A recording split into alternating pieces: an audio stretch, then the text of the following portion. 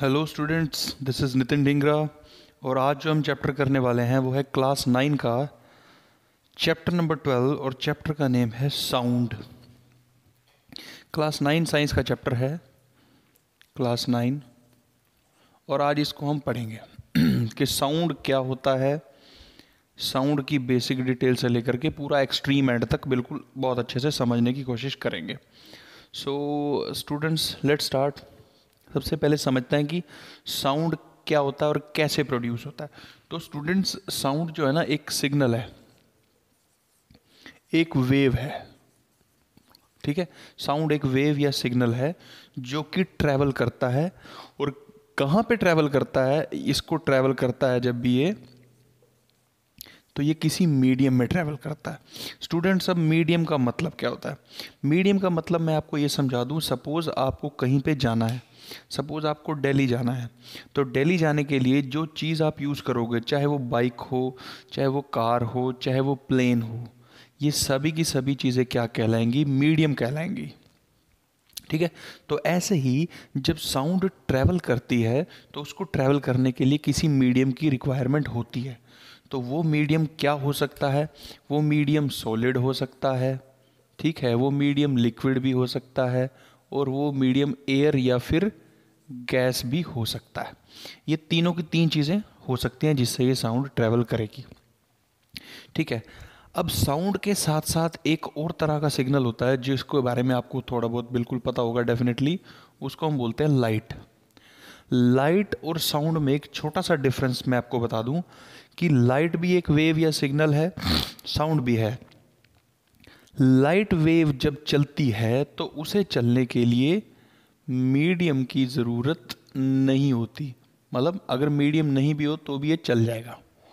तो क्या आप कोई ऐसी चीज़ जानते हो जहाँ पे मीडियम कोई भी ना हो तो उस चीज़ को क्या कहते हैं? मतलब कहीं पे जहाँ पे सॉलिड भी ना हो, लिक्विड भी ना हो, गैस भी ना हो, उसको क्या बोलते हैं? स्टूडेंट्स, जहाँ पे कोई भी मीडियम ना हो वहाँ पे एयर हो सकती थी, और अगर आपने वहाँ से एयर भी निकाल दी तो उस जगह को बोलते हैं, क्या बोलते हैं? उस जगह को बोलते हैं वैक्यूम। उस जगह को बोलते हैं वैक्यूम। सो स्टूडेंट्स, अब आप मुझे ये बताओ कि साउंड सिग्नल वैक्यूम से ट्रैवल कर सकता है क्या? नहीं कर सकता, क्योंकि वैक्यूम वाली जगह में एयर भी प्रेजेंट नहीं होती, सॉलिड और लिक्विड तो दूर की बात हुई। तो लाइट सिग्नल इसमें ट्रैवल कर सकता है क्या? यस, क्योंकि लाइट को ट्रैवल करने के लिए किसी मीडियम की रिक्वायरमेंट नहीं होती। ठीक है, बिल्कुल बेसिक सा आपने समझ लिया। ठीक है, अब मैं आपको ये बता देता हूँ कि साउंड प्रोड्यूस कैसे होती है। सो साउंड को प्रोड्यूस करने के लिए सबसे इम्पॉर्टेंट चीज़ होती है वाइब्रेशन। याद रखना है आपने। अगर आपको कोई पूछे how sound can be produced, तो आप आंसर बोलोगे कि sound can be produced by vibration. अगर कोई चीज़ वाइब्रेट करती है तो वो साउंड प्रोड्यूस करती है। इस एंड और इस एंड पे, ये मेरे दोनों हाथों के एंड पे अगर मैं कोई रस्सी बांध दूँ, कोई पतली सी इलास्टिक की रबड़ बांध दूँ और उसको पकड़ के ज़ोर से खींच दूँ, और वो कैसे करेगी? ऐसे वाइब्रेट करेगी ना। तो जब वो वाइब्रेट कर रही होगी तो वो कोई ना कोई साउंड प्रोड्यूस करेगी। ठीक है, सो साउंड प्रोड्यूस करने के लिए वाइब्रेशन होती है तभी साउंड प्रोड्यूस होती है। और साउंड चलती है तो किसी मीडियम में ही चलती है, चाहे वो सॉलिड हो, चाहे वो लिक्विड हो, चाहे वो एयर या फिर गैस हो। सो देखिए, एक ये आपकी बुक में मेंशन्ड है, इस तरह से एक कोई डिवाइस है, इसको बोलते हैं ट्यूनिंग फोक। ट्यूनिंग फोक बोलते हैं इसे। अब अगर साउंड प्रोड्यूस करनी है तो मैंने क्या किया, मैंने इसका इस साइड को पकड़ा, मैंने क्या किया, मैंने इसको यहाँ से पकड़ा और ऐसे खींचा, ऐसे खींच के छोड़ दिया। तो जब ये मैंने इसको ऐसे खींच के छोड़ दिया तो ये ऐसे ऐसे वाइब्रेट करता रहेगा। तो जब ये ऐसे ऐसे वाइब्रेट करता रहेगा तो ये क्या प्रोड्यूस करेगा? ये प्रोड्यूस करेगा साउंड। तो अभी हमने कहा साउंड को प्रोड्यूस करने के लिए क्या चाहिए? वाइब्रेशन चाहिए। तो जब ये टू एंड फ्रो, मतलब जब आगे पीछे ऐसे मूव करता है, इसको बोलते हैं टू एंड फ्रो।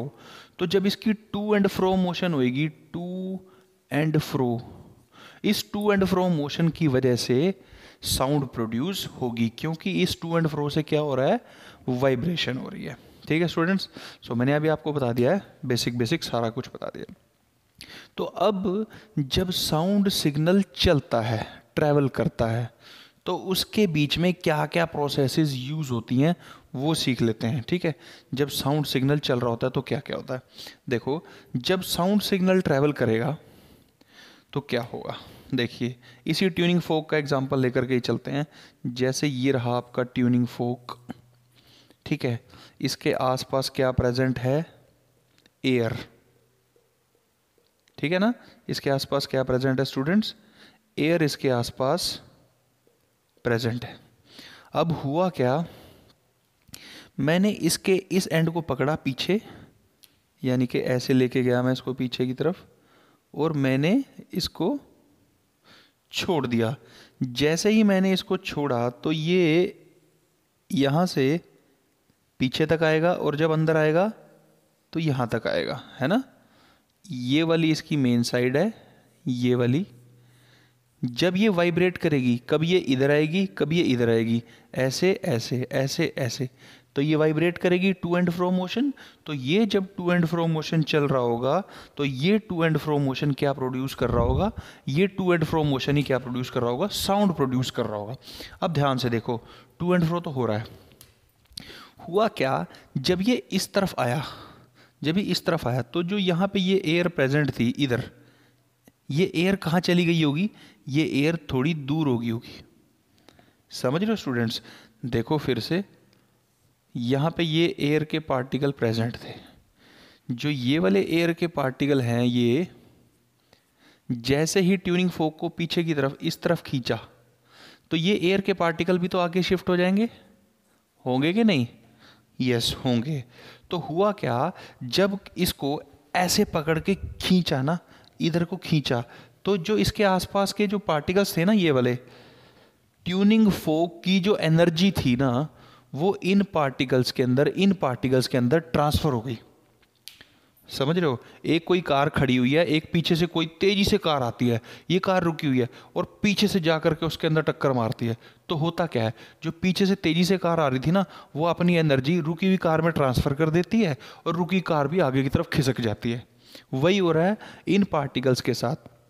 ये पार्टिकल आराम से अपने मज़े में थे, जैसे ही ट्यूनिंग फोक को ऐसे खींचा, इनको एनर्जी मिली और ये आगे की तरफ ट्रैवल करने लगे। अब जब ये आगे की तरफ ट्रैवल करने लगे तो आगे कुछ और पार्टिकल थे, हाँ भाई थे। अब इनकी एनर्जी इनके अंदर आ गई, इसकी एनर्जी इसके अंदर, इसके अंदर, इसके अंदर। तो अब ये वाले पार्टिकल फिर आगे चलेंगे, आगे भी कोई पार्टिकल होंगे, तो फिर ये वाले पार्टिकल आगे एनर्जी ट्रांसफ़र करेंगे, फिर ये वाले पार्टिकल आगे एनर्जी ट्रांसफ़र करेंगे। तो इस तरह से कंटिन्यूअस, यहाँ से जो ट्यूनिंग फोक की एनर्जी थी यहाँ आई थी, यहाँ से यहाँ, और आगे आगे बढ़ती चली जाती है। तो जितनी एनर्जी भी इस सिग्नल के अंदर होगी, उतना दूर तक साउंड का सिग्नल ट्रैवल करेगा, ठीक है, उतना ही दूर तक साउंड का सिग्नल ट्रैवल करेगा। अगर मैं विदाउट माइक कुछ बोलता हूँ तो सपोज़ वो 2 या 4 मीटर तक जाएगा, माइक के साथ बोलता हूँ सपोज़ 200 मीटर तक जाएगा, बहुत बड़ा लाउड स्पीकर लगा लेता हूँ तो हो सकता है वो 1 किलोमीटर तक जाएगा, बट पर्टिकुलर कुछ रेंज ही होती है जहाँ तक वो जा सकता है। तो ऐसे ही ये सिग्नल ट्रैवल करता है। तो आई होप कि ये तो आपको समझ आ गया कि साउंड सिग्नल कैसे ट्रैवल कर रहा है, यानी कि ये पार्टिकल अपनी जगह छोड़कर नहीं जा रहे, ये एनर्जी आगे से आगे ट्रांसफ़र कर रहे हैं। ये इंपॉर्टेंट बात है स्टूडेंट्स, ध्यान रखना। ये पार्टिकल्स मूव होके, ऐसा नहीं है कि ये पार्टिकल आगे चला जाएगा, नो नो नो, ये पार्टिकल थोड़ा सा ही मूव करेगा और इसके जो नियर बाय पार्टिकल होगा उसके अंदर एनर्जी ट्रांसफ़र करेगा, ये आगे करेगा, और ऐसे ऐसे एनर्जी ट्रांसफ़र होती हुई चली जाएगी। अब ध्यान से देखो, जो ये ट्यूनिंग फोक था, एक बार तो ऐसे आया, एक बार ऐसे आया। जब ये राइट की तरफ ऐसे मूव कर रहा है इधर को, यानी कि जब ये इधर मूव करेगा तो जो एयर उसके पास प्रेजेंट थी, देखो एक बार फिर से डायग्राम बनाता हूं, एक और डायग्राम। सपोज करके ये है ट्यूनिंग फोक, है ना, और यहीं पे एयर प्रेजेंट है आपकी, ये एयर प्रेजेंट है। जब ये ट्यूनिंग फोक को आपने पीछे की तरफ खींचा, इस तरफ को खींचा, तो जो यहाँ पे एयर प्रेजेंट थी उसके लिए एरिया कम हो गया, यस। और जब ये वाइब्रेट करता हुआ वापस से अंदर की तरफ आया तो एयर के लिए एरिया बढ़ गया। तो जब भी साउंड ट्रैवल करती है तो दो प्रोसेसेस होती हैं, कौन कौन सी प्रोसेस हैं? कंप्रेशन और रेयरफेक्शन। ठीक है, कंप्रेशन होता है जो ये एयर उसको स्पेस कम मिलता है जब ये ट्यूनिंग फोक बाहर की तरफ आता है। रेयरफेक्शन तब होता है जब ये वाइब्रेट करने के बाद अंदर की तरफ आता है और एयर को ज़्यादा स्पेस मिल जाता है। तो क्योंकि वाइब्रेशन होती हुई टू एंड फ्रो है, कभी ऐसे ऐसे लगातार ऐसे चलती है, तो हमेशा कंप्रेशन रेयरफ्रैक्शन इसी प्रोसेस में साउंड सिग्नल आगे ट्रैवल करता हुआ चला जाता है। कंटिन्यू रहती है ये प्रोसेस कंप्रेशन और रेयरफ्रैक्शन की। तो आपकी बुक में जो डायग्राम बना रखा है ना स्टूडेंट्स, वो ये वाला डायग्राम है, देखो ऐसे करके। सपोज ये तो है कंप्रेशन, इसमें पार्टिकल पास आ गए, और रेयरफ्रैक्शन में पार्टिकल जाएंगे दूर। ठीक है, ऐसे। फिर उसके बाद फिर से क्या होगा? कंप्रेशन होगा, फिर से पार्टिकल पास आ जाएंगे, उसके बाद फिर से रेयरफ्रैक्शन। यानी कि ये कंप्रेशन, ये रेयरफ्रैक्शन, फिर कंप्रेशन, फिर रेयरफ्रैक्शन, सी आर कंटिन्यू चलता चला जाएगा। इसे बोलते हैं कंप्रेशन रेयरफ्रैक्शन। तो जो आपका टॉपिक है हाउ साउंड ट्रेवल्स या प्रोपेगेशन ऑफ साउंड, ये रहा आपका प्रोपेगेशन ऑफ साउंड। तो आपको अब समझ आ गया होगा कि साउंड चलती कैसे है और कैसे वो प्रोपेगेट कर रही है। ठीक है, अब अगर इसको एक वेव की फॉर्म में बनाया जाए, तो वेव की फॉर्म में इसको कैसे बनाएंगे? देखो, इसको ऐसे बना सकते हैं हम कि ये देखो ऐसा, ऐसे बनाया मैंने। ये यहां पे तो हो रही है कंप्रेशन और यहां पे हो रही है रेयरफ्रैक्शन। ठीक है, कंप्रेशन और रेयरफ्रैक्शन, फिर यहां पे कंप्रेशन होएगी, फिर यहां पे रेयरफ्रैक्शन आएगी। कंप्रेशन और रेयरफ्रैक्शन कंटिन्यू चलती चली जाएंगी ऐसे। ठीक है, सी आर हमेशा होता चला जाएगा। तो ये जो ऊपर वाला पार्ट होता है, ये जो हाईएस्ट वैल्यू होती है, इसे बोलते हैं क्रेस्ट। याद रखना है, ऊपर वाले टॉप वाली वैल्यू को बोलते हैं क्रेस्ट, और जो ये नीचे वाली होती है इसे बोलते हैं ट्रफ। ठीक है, तो ये क्रेस्ट और ट्रफ हमेशा बनती हुई चली जाएंगी। तो इस तरह से आपका ये सिग्नल ट्रैवल करेगा। ठीक है, तो मैं फटाफट से आगे बढ़ा देता हूँ आपको। आई होप यहाँ तक तो आपको समझ आ गया है। ठीक है जी, कंप्रेशन रेयरफ्रैक्शन ये वो चलते चले जाते हैं। अब आगे देखते हैं, कुछ और प्रॉपर्टीज वगैरह देख लेते हैं। अच्छा, अभी देखते हैं कि क्या साउंड वैक्यूम में नहीं चल सकती, बता दिया। तो उसके लिए कोई एक्सपेरिमेंट कर सकते हैं क्या? एक्सपेरिमेंट कर सकते हैं भाई। जैसे कि ये कोई हमने क्या लिया, कोई बर्तन ले लिया, कोई जार ले लिया। ठीक है, इस बर्तन के अंदर कोई बेल लगा दी, बेल। ठीक है, ये कोई बेल लगा दी है इसके अंदर, ये ऐसे करके कोई बेल लगा दी। ठीक है, तो इसके अंदर एक बेल पड़ी है। अच्छा, अब जब इसके अंदर कोई, इसको बाहर से जो है कनेक्शन दे रखा है इलेक्ट्रिसिटी का, यहाँ से इसको इलेक्ट्रिसिटी जा रही है, ये इसका स्विच है, ये स्विच लगा दिया यहाँ पे। तो जैसे ही स्विच ऑन करेंगे, और ये ढक्कन जो है ना इसका बंद है, इसका ढक्कन बंद है, इसका बिल्कुल टाइट है बट ढक्कन बिल्कुल। तो जैसे ही यहाँ से स्विच ऑन करेंगे तो बेल अंदर बजेगी और साउंड बाहर आपको सुनाई देगी। कैसे सुनाई देगी? प्रोसेस वही है, कंप्रेशन रेयरफ्रैक्शन चलेगा। बट अगर इसके अंदर से, क्योंकि ये तो बंद है, एक पाइप लगा करके, वैक्यूम पंप लगा दिया मैंने, और इसके अंदर से हवा सारी बाहर निकाल दी, एयर सारी बाहर निकाल दी, तो अब इसके अंदर कोई एयर नहीं है, और इसको बंद कर दिया। तब क्या होगा? तब जब मैं बेल का बटन दबाऊंगा, बेल तो बजेगी पर साउंड प्रोड्यूस नहीं होगी। क्यों नहीं होगी?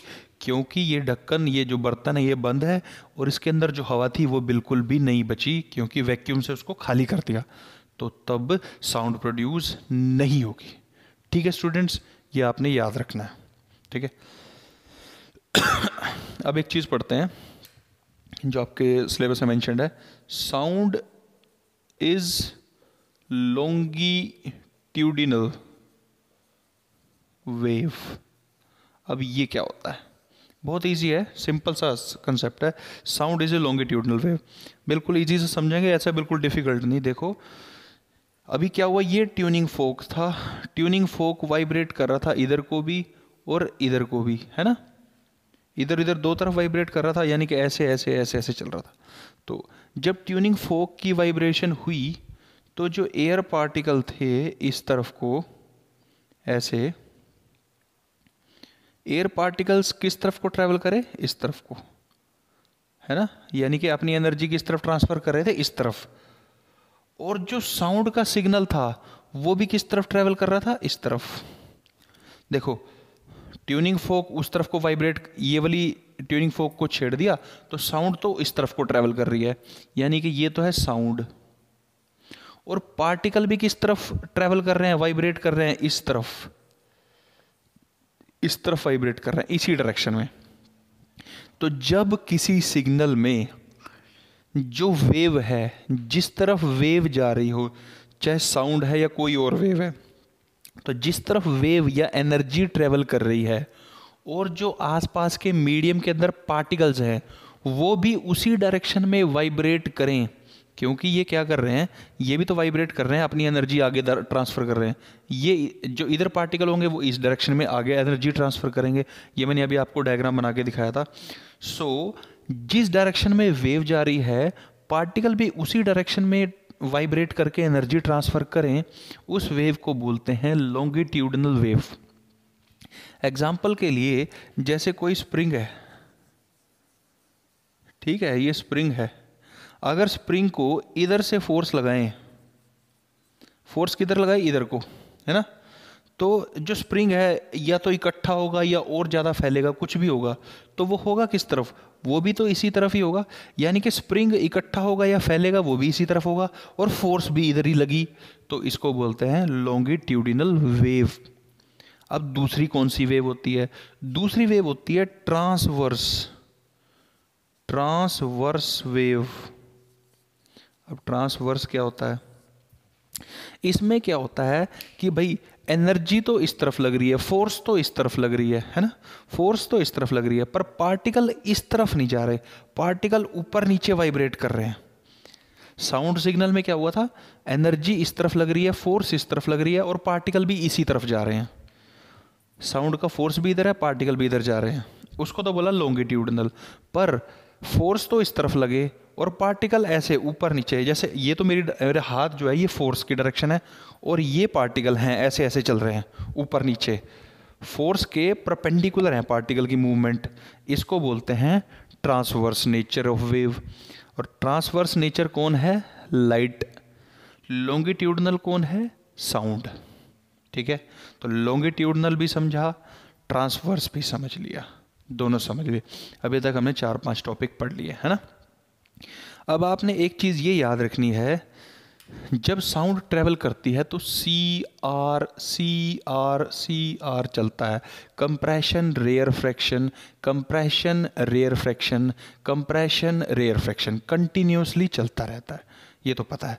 तो जब कंप्रेशन होता है तो पार्टिकल क्या हो जाते हैं, पास पास आ जाते हैं, है ना, पास पास आ जाते हैं, और रेयर फ्रैक्शन में पार्टिकल्स दूर दूर चले जाते हैं, है ना, पार्टिकल्स दूर दूर चले जाते हैं। तो भाई ये तो है कंप्रेशन, ये है रेयर फ्रैक्शन। कंप्रेशन में क्या होता है, डेंसिटी ज़्यादा होती है, दिख ही रहा है साफ साफ, पार्टिकल पास हैं, और प्रेशर भी क्या होता है, ज़्यादा होता है। रेयर फ्रैक्शन में क्या होता है, डेंसिटी कम होती है और प्रेशर भी कम होता है। तो इसी सी आर की जब ये चलते हैं तो ये तो आ गया कंप्रेशन, ये कंप्रेशन की हाईएस्ट वैल्यू है, ये रेयर फ्रैक्शन की हाईएस्ट वैल्यू है, फिर से कंप्रेशन आएगा और फिर से रेयर फ्रैक्शन आएगा, तो सी आर चलता चला जाएगा। और अभी मैंने बताया था इस पोर्शन को बोलते हैं क्रेस्ट, इस पोर्शन को बोलते हैं ट्रफ। ठीक है, चलो ये आपने याद रखना है। अब हम देखते हैं कि साउंड वेव जब चलती हैं तो उनकी स्पीड सबसे ज़्यादा कहाँ पे होती है, सबसे कम कहाँ पे होती है। ठीक है, साउंड की स्पीड देखते हैं कम ज़्यादा कहाँ पे होगी, अभी पढ़ लेते हैं। तो देखो 3 तरह के पार्टिकल हैं, सॉलिड है, लिक्विड है और है गैस। सॉलिड, लिक्विड और गैस 3 तरह के पार्टिकल हैं। तो तो भाई अभी अभी हमने सीखा कि पार्टिकल्स जो हैं अपनी एनर्जी आगे ट्रांसफ़र करते हैं।